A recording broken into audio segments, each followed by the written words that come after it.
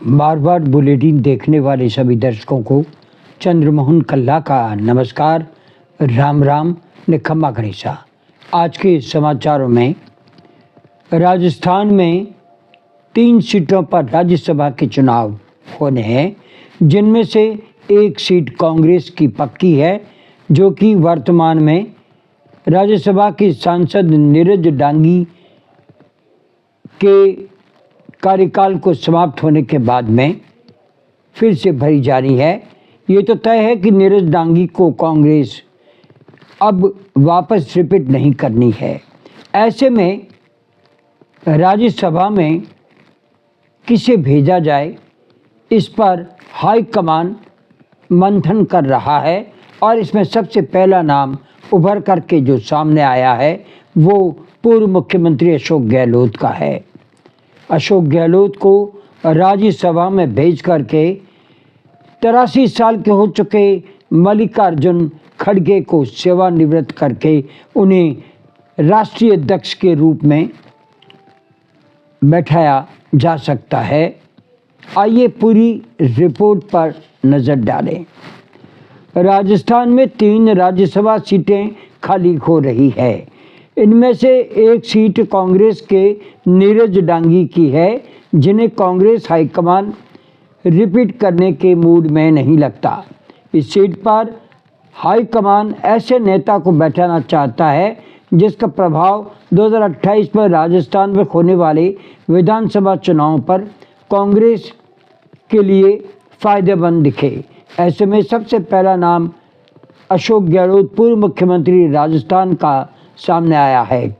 कहा तो ये भी जा रहा है कि मल्लिकार्जुन खड़गे जो 83 साल के हो चुके हैं, उनकी जगह अशोक गहलोत को राज्यसभा में भेजकर राष्ट्रीय कांग्रेस अध्यक्ष बनाया जा सकता है, जिसके लिए सोनिया गांधी की अशोक गहलोत से बातचीत करवाने की योजना भी बन गई है, ऐसे संकेत मिल रहे हैं। लेकिन कांग्रेस हाईकमान पूरी तरह से अशोक गहलोत की खुद की इच्छा क्या है, मंशा क्या है, इस पर चर्चा कर सकती है।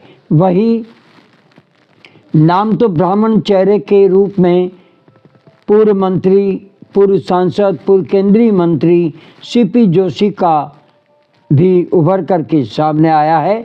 उन्हें भी राज्यसभा में भेजने के लिए बातचीत चल रही है। तो बाड़मेर की जाट नेता, पूर्व प्रतिपक्ष नेता हेमाराम चौधरी का नाम भी राज्यसभा में भेजने की चर्चा चल रही है और अलवर के पूर्व सांसद केंद्रीय मंत्री भंवर जितेंद्र सिंह का नाम भी चल रहा है। लेकिन अशोक गहलोत का नाम ज़्यादा चर्चा में है, क्योंकि जोड़ तोड़ राजनीति के चाणक्य जादूगर अशोक गहलोत राष्ट्रीय अध्यक्ष की जिम्मेदारी भी संभाल सकते हैं। लेकिन अशोक गहलोत जो सरदारपुरा विधानसभा क्षेत्र जोधपुर से विधायक है, उनकी विरासत कौन संभालेगा, ये भी प्रश्न उठना स्वाभाविक है। क्या 2 बार सांसद का चुनाव लड़ करके असफल रहने वाले अशोक गहलोत के पुत्र वैभव गहलोत को अशोक गहलोत की सीट पर उपचुनाव लड़ा जाएगा? क्योंकि राज्यसभा में गहलोत जाते हैं तो तय है कि 2.5 से 3 साल का समय वर्तमान विधानसभा के कार्यकाल का बचता है, तो चुनाव आयोग सरदारपुरा सीट पर चुनाव तो करवाएगा। ऐसे में कांग्रेस वैभव गहलोत को टिकट देती है या गहलोत के करीबी राजेंद्र सिंह सोलंकी को उम्मीदवार बनाती है। वो भी एक बार राजेंद्र सिंह सोलंकी सरदारपुरा से राजेंद्र गहलोत के सामने चुनाव हार चुके हैं। लेकिन ये तय है कि अशोक गहलोत को चेहरा देख कर के सरदारपुरा विधानसभा के मतदाता उन्हें बार बार जीत का सेहरा पहना देते थे। ऐसे में उपचुनाव में कांग्रेस की जीत तय मानना गलत ही होगा।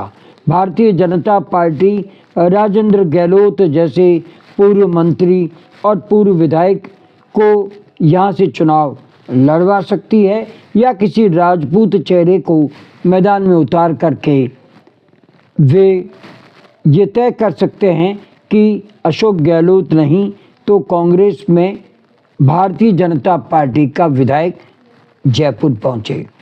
बहरहाल आगे आने वाले समय में अशोक गहलोत राज्यसभा में जाते हैं और राष्ट्रीय अध्यक्ष बनते हैं या वे इनकार कर देते हैं, इस पर पूरी रणनीति कांग्रेस हाईकमान तय करेगा और आने वाले समय में ये सामने आ जाएगा।